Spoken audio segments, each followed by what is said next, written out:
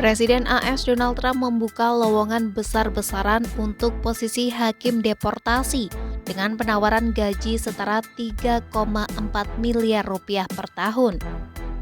Langkah ini muncul setelah puluhan hakim imigrasi dipecat atau dipaksa mundur selama 10 bulan pertama di masa jabatannya. Upaya ini sekaligus menandai ambisi pemerintahan Trump untuk melaksanakan program deportasi terbesar dalam sejarah Amerika Serikat.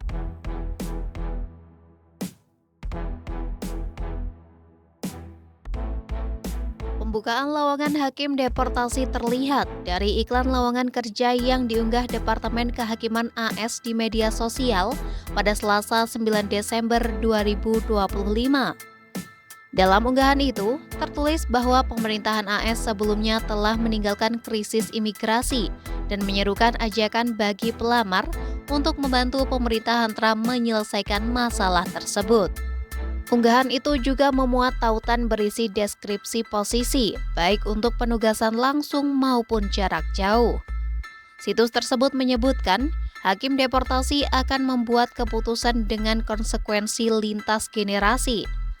Mereka juga bertugas memastikan hanya pendatang dengan klaim hukum yang layak, yang diizinkan tetap tinggal, dan mencegah mereka mengeksploitasi celah sistem imigrasi untuk berhasil. Lowongan itu sedikitnya tersebar di 70 lokasi di AS dengan rentang gaji 159.951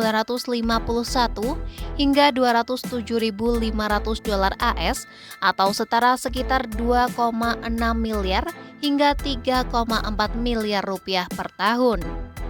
Diketahui, ini bukan pertama kalinya pemerintah mempromosikan rekrutmen serupa.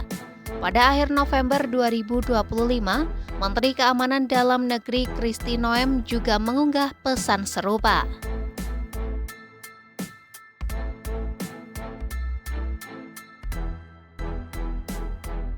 Hakim imigrasi memegang peran penting dalam memproses jutaan migran yang memasuki jalur hukum, termasuk pencari suaka yang harus membuktikan kebutuhan perlindungan.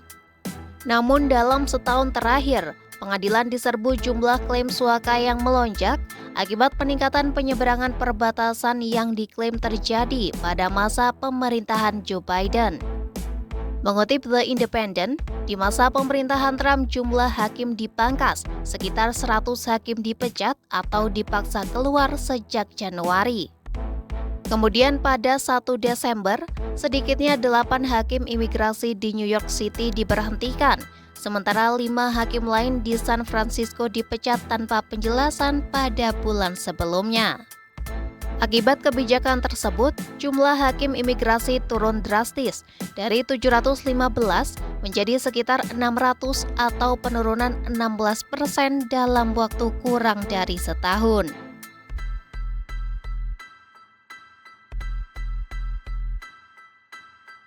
Dalam rangka mengisi kursi pengadilan yang kosong, pemerintahan Trump melonggarkan persyaratan untuk menjadi hakim imigrasi. Kantor Eksekutif Peninjauan Imigrasi DOJ pun mengizinkan perekrutan pengacara manapun untuk sementara menjadi hakim imigrasi, bahkan mereka yang tidak memiliki pengalaman di bidang ini. Sebagai respon, Menteri Pertahanan Pete Hegseth menyetujui pengiriman sekitar 600 pengacara militer ke DOJ untuk membantu mengisi pengadilan imigrasi di seluruh Amerika Serikat.